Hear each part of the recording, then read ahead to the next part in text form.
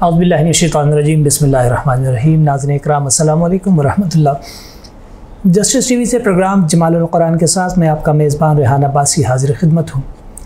नाज़रीन इकराम, हम जिस तरह आप वाक़िफ़ हैं कि हम पिछले कुछ अयाम से क़ुरबानी के मसाइल से मुतल्लिक़ क़ुरबानी की अहमियत, उसकी अफ़ादियत, उसके मकसद और फिर जिस तरह हमने प्रोग्राम किए क़ुरबानी के निसाब के हवाले से, क़ुरबानी के जानवर के फ़िक़्ह शरई मसाइल के हवाले से हमने इन तमाम पहलुओं पर रोशनी डाली। हमारे मेहमान उलमा इकराम यहाँ तशरीफ़ लाते रहे और इस हवाले से सर हासिल गुफ्तगू होती रही। आज हमने चाहा कि मज़ीद इस हवाले से जो जो चीज़ें रह गई हैं हम उन्हें भी मज़ीद डिस्कस करें और जितना मुमकिन हो सकता है हम उलमा इकराम से रहनुमाई लें।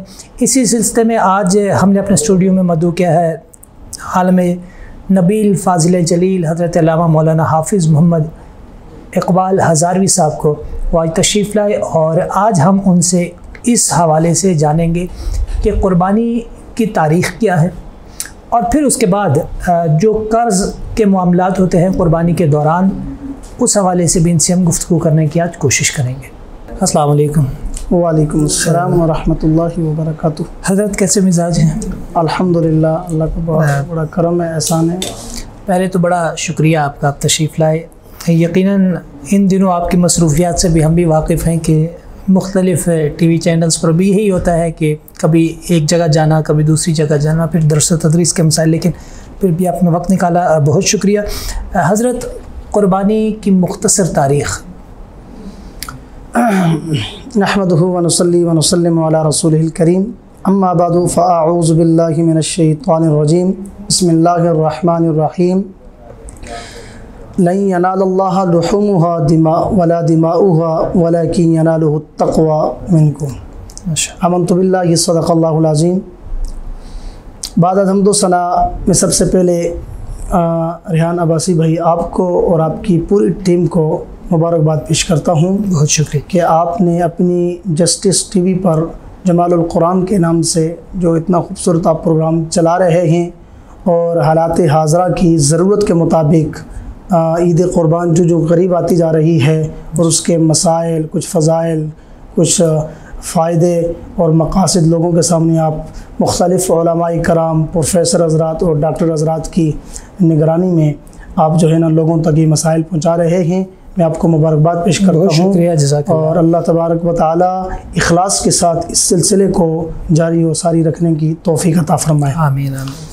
आपने सवाल किया क़ुरबानी की तारीख़ के हवाले से, तो क़ुरबानी ये हज़रत आदम अलैहिस्सलाम के बेटे हज़रत आबील और काबिल से चली आ रही है बेशक, और हर मिल्लत में मुख्तलिफ़ सूरतों में क़ुरबानी होती आ रही है। सबसे पहली क़ुरबानी जो है हज़रत हाबील और काबिल की थी।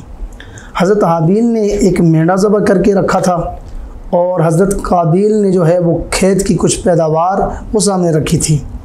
और उस दौर में यानी क़ुरबानी की कबूलियत की सूरत ये होती थी कि जो चीज़ अल्लाह के सामने क़ुरबान करने के लिए इखलास के साथ पेश की जाती, उसका तरीक़ाकार ये होता था कि वो एक खुली जगह में, एक मैदान में रख दी जाती और जो रब की बारगाह में कबूल होती, आसमान से एक आग आती और वो उसको उठाकर ले जाती। ये कबूलियत की निशानी थी और कबूलियत की सूरत थी। तो हज़रत हाबील और काबिल की जो क़ुरबानी थी, वहाँ पर हज़रत हाबील की जो क़ुरबानी थी वो उठ गई थी और वो कबूल हो गई थी। और उससे इसी तरह हर मिल्लत में क़ुरबानी चली आ रही है। फिर इसी तरह हज़रत इब्राहीम अलैहिस्सलाम और हज़रत इस्माईल अलैहिस्सलाम तक ये क़ुरबानी पहुँची।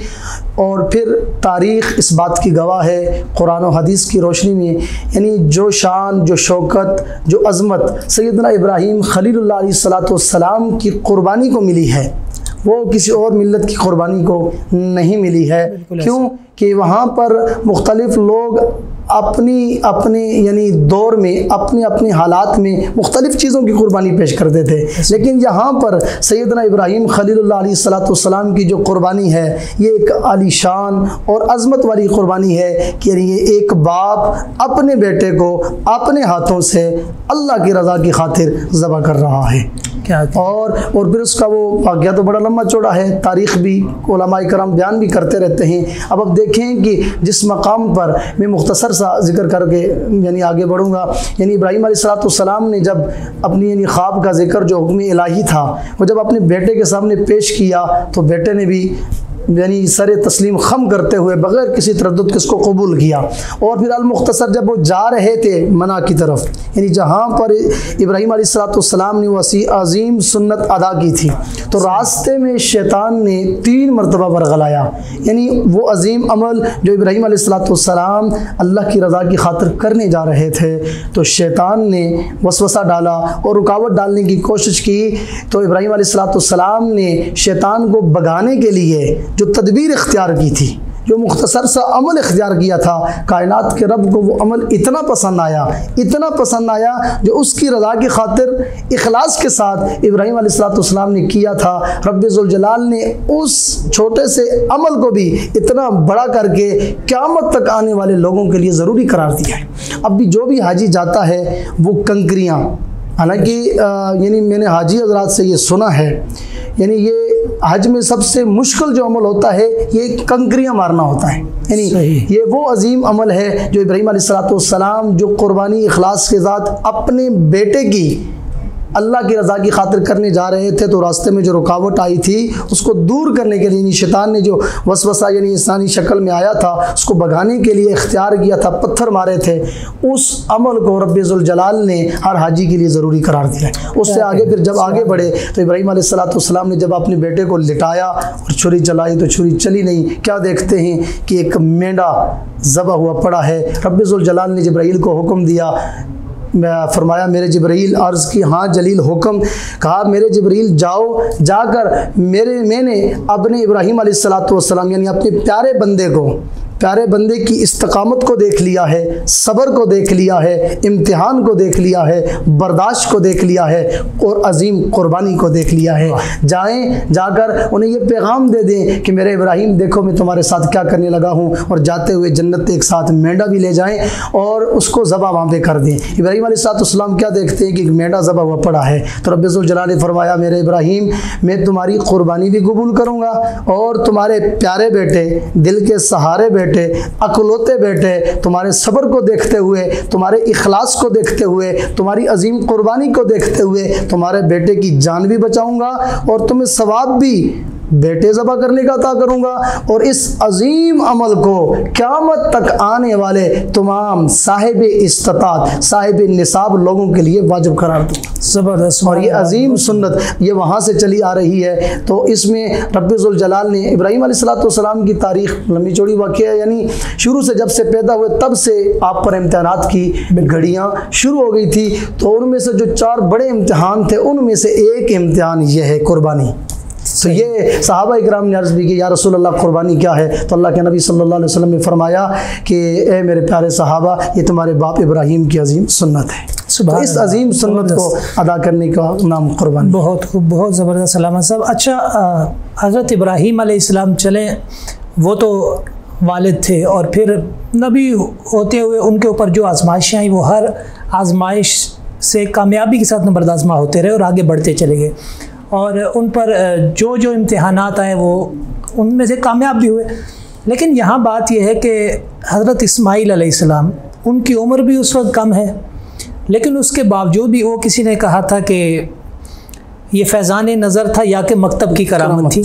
सिखाए किसने इस्माईल को आदाब फ़र्द, वो जो हज़रत इस्माईल अलैहिस्सलाम के अंदर वो जो इसार कह लें, फिर अपने वालिद की जो अताअत थी, जो फर्माबरदारी थी, और फिर रब की रज़ा के हुसूल का वो जो एक जज्बा था, वो आज नौजवानों में नज़र क्यों नहीं आता? वो जो आदाब फ़र्जंदी है, मैं ख़ास तौर पर उस पर पूछना चाहता हूँ क्योंकि ज़ाहिर टॉपिक ही उसी से रिलेटेड है। बड़ा आपने अच्छा पॉइंट वहाँ से निकाला।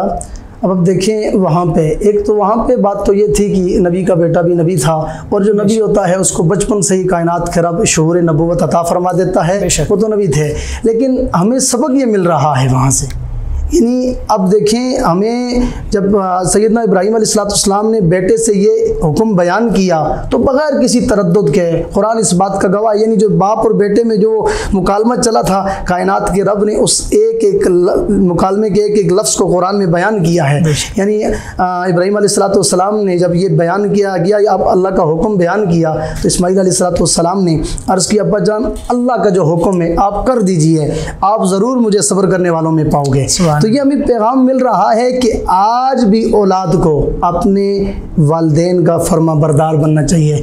और हदीस मुबारक में आता है, जिससे अपने वालिदैन नाराज़ होते हैं, कायनात का रब भी उससे कभी राज़ी नहीं होता, और जिससे वालिदैन राज़ी हैं उससे कायनात का रब भी राज़ी है। और जो बंदा, जो औलाद अपने वालिदैन को गाली देती है, माज़अल्लाह अपने वालिदैन की नाफरमानी करती है, वो जन्नत में कभी नहीं जा सकती, उनका जन्नत में जाना ममनू है हदीस मुबारक की रूह से। तो हमें ये पैगाम मिल रहा है कि अब बाप और बेटे, और यहाँ पे आप देखें कि हम ज़बह करते हैं जानवर, सही है, और हमें सवाब मिलता है बेटा ज़बह करने का।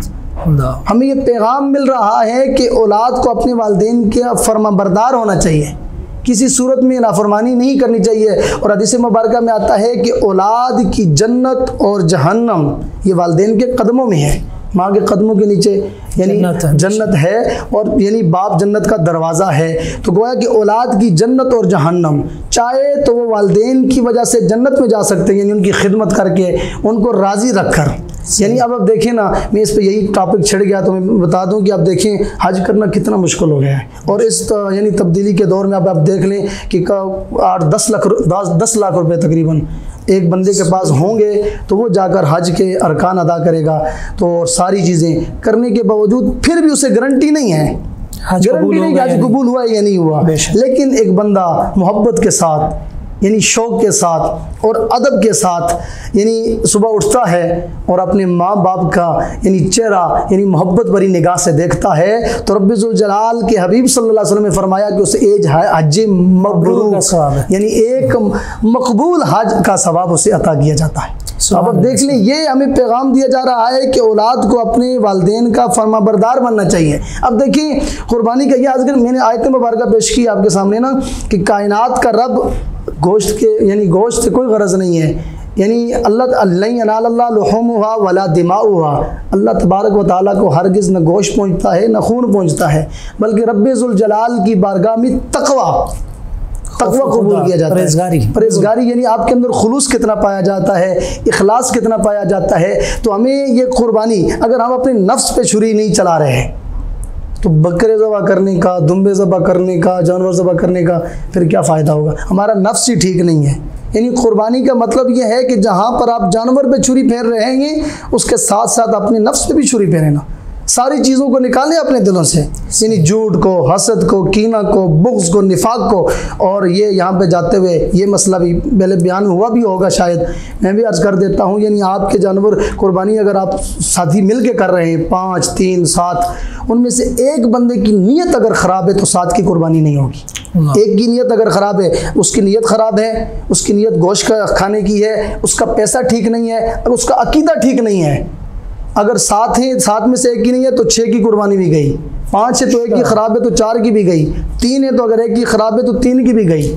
इसलिए ज़रूरी यह है कि जहाँ हम जानवर ज़बह कर रहे हैं वहाँ पर सबसे पहले हम अपने नफ्स पे हमें छुरी फेरनी चाहिए और अपने नफ्स की इस्लाह करनी चाहिए, क्योंकि रब की बारगाह में तक़वा चाहता है। अल्लाह तबारक व तआला इरशाद फरमाता है, इन्ना अक्रमकुम इंदल्लाहि अत्क़ाकुम, अल्लाह के हाँ यानी इज़्ज़त वाला, मर्तबे वाला, शान वाला, शौकत वाला वही है जो तक़वा इख्तियार करेगा।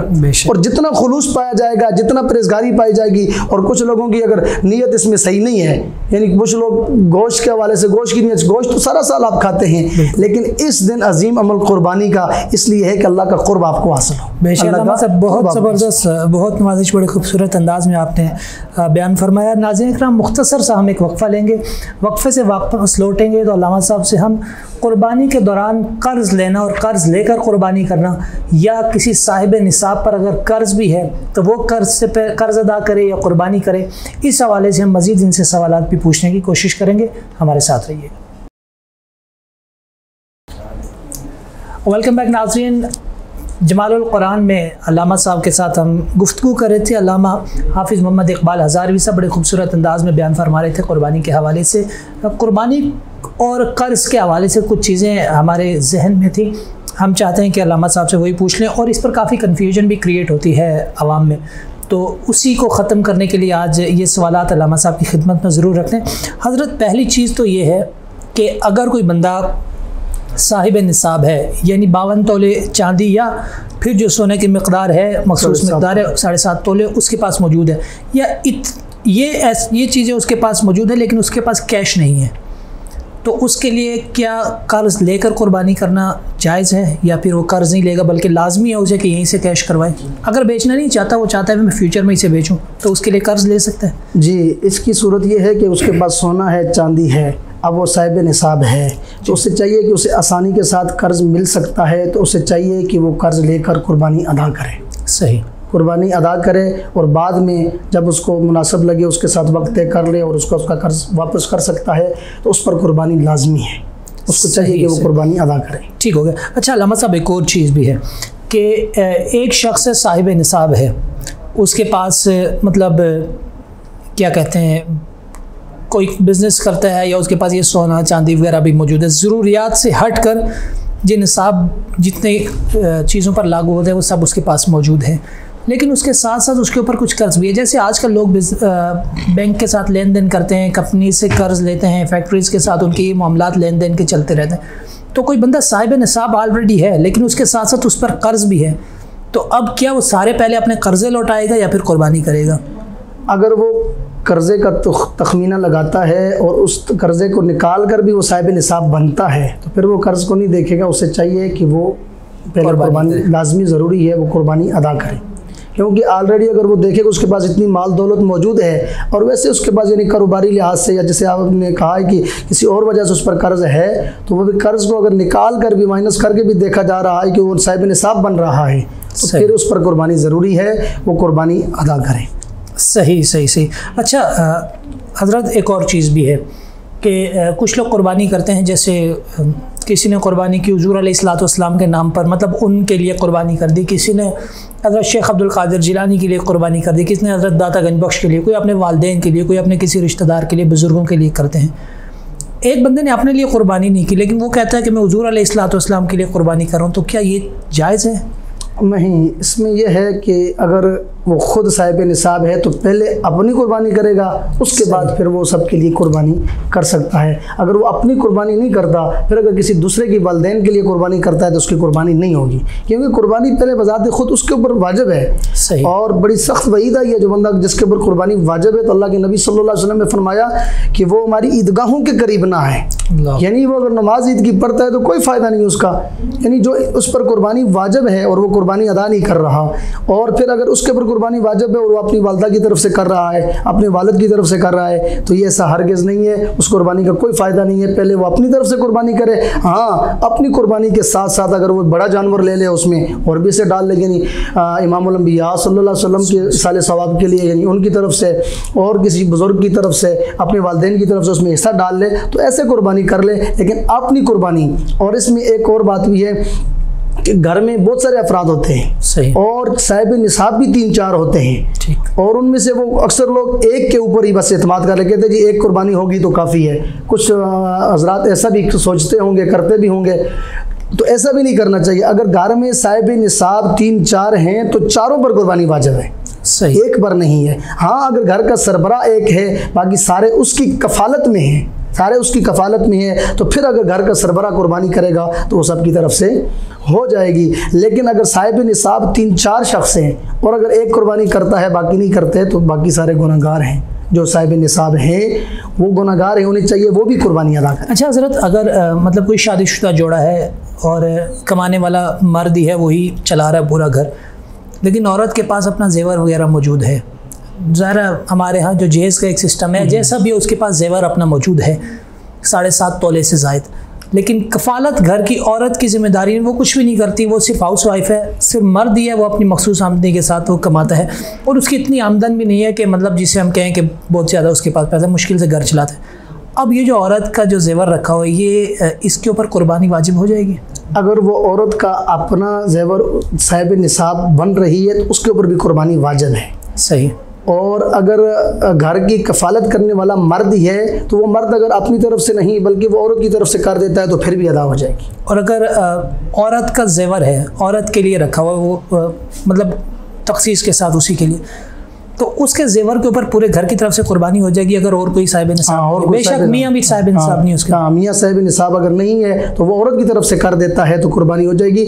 इस तरह घर का सरबराह जो है वो किसी की तरफ से कर सकता है। फर्ज करो वो 1 साल वो ये कहता भाई कि मैं अपनी वाइफ की तरफ से कुर्बानी कर रहा हूँ, तो वो यानी घर की एक सरबराह की तरफ से कुर्बानी हो जाएगी तो वो सब की तरफ से हो जाएगी, घराने की तरफ से, घराने की तरफ से हो जाएगी। अल्लामा साहब बहुत ज़बरदस्त, बहुत शुक्रिया। एक आखिरी चीज़ है, थोड़ी सी टिपिकल चीज़ है, लोगों के लिए मुश्किल होती है ये समझना, मैं आपसे ये जानना चाह रहा हूँ। एक शख्स है, उसने कुछ पैसे जमा कर रखे, कोई गरीब आदमी है या कोई मिडिल क्लास तबके का बंदा है, पैसा उसने कुछ जमा करके रखा है कि मैंने कारोबार स्टार्ट करना है, और अभी जो मौजूदा हालात है तकरीबन ये 50,000 या इसके लगभग पैसा इतना बन रहा है, 52.5 तोले चांदी का, या हम उसको देखते हैं, तो इतना पैसा उसका साहिब निसाब होने के लिए चाहिए। एक बंदा है वो पैसा थोड़ा बहुत जमा करता है, मुझे 70-80 हज़ार रुपया, लाख रुपया लगता है, छोटा सा मुझे कोई बिज़नेस शुरू करना, कुछ भी, ज़ाहिर पूरी फैमिली उसके आसरे पे बैठ के उसे चलानी है। इस दौरान ईद आ जाती है, वो शख्स अब क्या करेगा? पहले ज़ाहिर उसके पास 70-80 हज़ार रुपया तो जमा है कारोबार के लिए, वो अब पहले कुर्बानी करेगा क्योंकि साहिब निसाब भी बन रहे, या फिर वो पहले ही अपना कारोबार शुरू करें? अगर वो साहिब निसाब बन गया है तो उस पर कुर्बानी करना ज़रूरी है, लेकिन दूसरी तरफ अगर देखा जा रहा है वो कुर्बानी करता है और उसके बाद वो साहिब निसाब नहीं रहता और फिर उसके बच्चों के भूखा रहने का भी ख़दशा है और भी बहुत सारे मामलात हो सकते हैं, तो फिर उसे चाहिए कि वो कारोबार शुरू कर ले। लेकिन वहाँ पर उसे ये भी देखना चाहिए कि अगर मैं कुर्बानी, क्योंकि कुर्बानी साल के बाद आती है, और अगर वो पूरा जानवर नहीं ख़रीद सकता तो किसी जानवर में हिस्सा डाल ले। फ़र्ज़ कर अगर उसके पास 80,000 रुपया है तो 10-12 हज़ार का, 14 हज़ार का, 15 हज़ार का वो हिस्सा डाल सकता है। और यहाँ पर मैं तो ये कहूँगा कि उसे कुर्बानी करनी चाहिए। क्यों?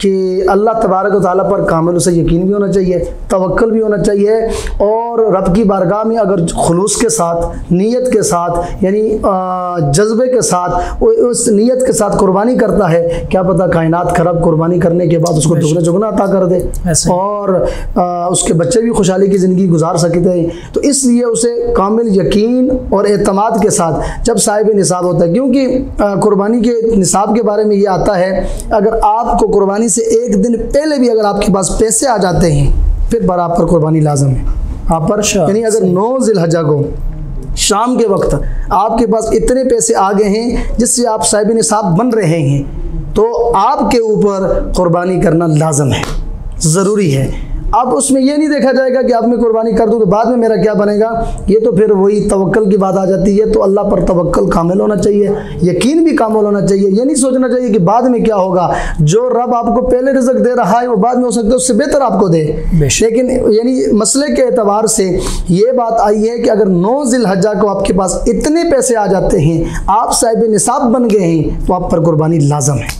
और ये साहिब निसाब, और ये जो है ना निसाब सिर्फ 10 को ख़त्म नहीं होता, बल्कि अगर 11 को आपके पास पैसे आ जाते हैं फिर भी कुर्बानी लाजम है, 12 को आ जाते हैं फिर भी कुर्बानी लाजम है, 12 के बाद ख़त्म हो जाते हैं। 3 दिन है, 3 दिन में अगर किसी वक्त भी साहिब निसाब बन जाते हैं तो आप पर कुर्बानी लाजम है। सही से अल्लामा साहब बहुत शुक्रिया, बहुत ज़बरदस्त। ये बुनियादी चीज़ें थी जो हम चाह रहे थे कि आवाम तक पहुँचे। नाज़रीन इकराम, आपने गुफ्तगू सुनी हज़रत अल्लामा मौलाना हाफिज़ मोहम्मद इकबाल हज़ारवी साहब आज हमारे साथ मौजूद थे। कुर्बानी के चंद मसाइल जो थे बहुत अहम मसाइल थे और ये बुनियादी चीज़ें थी जो इनसे जानना ज़रूरी हमने समझी, और आज बड़े खूबसूरत अंदाज में इन्होंने उन तमाम हमारे सवालात के जवाब दिए जो कन्फ्यूजन का बायस बन सकते थे। उम्मीद है आप तक हमारा पैगाम पहुँच गया होगा, आपको बात समझ आई होगी और प्रोग्राम आपको ये पसंद आया होगा। ज़िंदगी रही तो इंशाअल्लाह अगले प्रोग्राम के साथ फिर हाजिर खिदमत होंगे। तब तक के लिए अपने मेज़बान मोहम्मद रेहान अब्बासी को दीजिए इजाज़त। अस्सलामु अलैकुम व रहमतुल्लाहि व बरकातुहू।